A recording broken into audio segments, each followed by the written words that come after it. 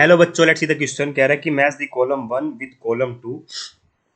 Column one में बेटा कुछ कॉम्प्लेक्स गिवन है, कॉलम टू में बेटा उनके आयुपेक नेम गिवन है। तो आयुपेक नेम से हमें वो करना है मैच। एक चीज ध्यान रखना बेटा, कोई भी हमारा कॉम्प्लेक्स कंपाउंड होता है उसमें दो पार्ट होते हैं। एक होता है कोऑर्डिनेशन स्फीयर वाला पार्ट, एक होता है आयनीकरण स्फीयर वाला पार्ट। तो ये पार्ट होता है कोऑर्डिनेशन स्फीयर वाला पार्ट।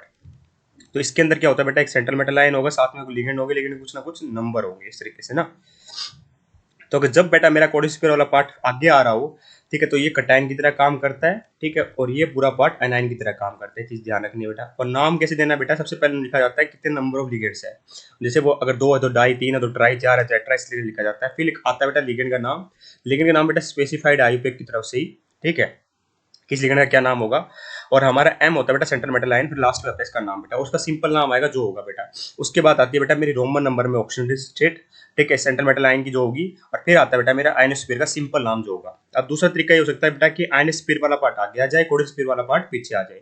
तो इस टाइम पे बेटा इसका नाम पहले आएगा, इसका नाम बाद में आएगा। सेम तरीका वही होगा, पहले नंबर, फिर लिगेंड, फिर मेटल का नाम, और ध्यान रखना फिर हमारी ऑक्सीडेटिव स्टेट आएगी। बस फर्क क्या है बेटा, जो सेंट्रल मेटल आएगा उसके पीछे एटी लग जाएगा बेटा नाम के पीछे, ठीक है। इस बात का ध्यान रखना जब मेरा अनायन की तरह काम कर रहा होगा कोऑर्डिनेशन स्फीयर वाला पार्ट।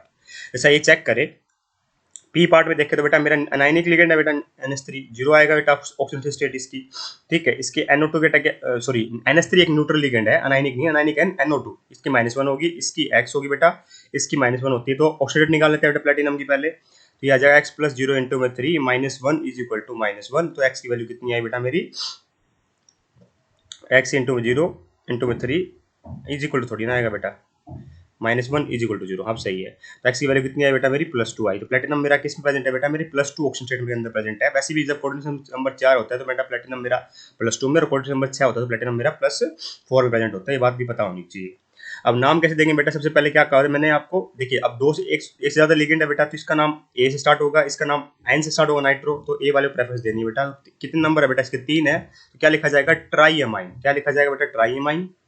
ट्राई अमाइन, अमाइन को लिखा जाता है डबल एम से, ध्यान रखना। उसके बाद आएगा बेटा मेरा नाइट्रो, एक ही है, सिंपल लिख दो नाइट्रो। उसके बाद आएगा बेटा मेरा सेंट्रल मेटल का नाम प्लेटिनम, सिंपल नाम आएगा। मैंने बताया जो नाम है बेटा एज इट इज लग दो उसको, ठीक है। अब इसकी ऑक्सीडेट कितनी आई है बेटा, 2 आई है, तो रोमन नंबर में 2 लिख दो बेटा। उसके बाद बेटा मेरा क्लोराइड। तो ये नाम हो रहा होता है, चेक कर लेते हैं। ट्राई अमाइन कहाँ पे, डाई टेट्रा, ट्राई अमाइन यहाँ लिखा हुआ है, नाइट्रो प्लेटिनम, दो ऑक्सीडेट आई, इसकी बिल्कुल सही बेटा। तो बी का तो सी कंफर्म हो गया बेटा, बी का सी कंफर्म है, तो मतलब सी और डी ऑप्शन आउट हो गई। बात करें इसकी बेटा, तो यहाँ पे क्या NO2 है तो -1 oxidate, neutral ligand, neutral ligand, water ligand होता है बेटा, एक्वा लिखते हैं यहाँ पे, NH3 बेटा माइन न्यूट्रल लिगेंड होता है।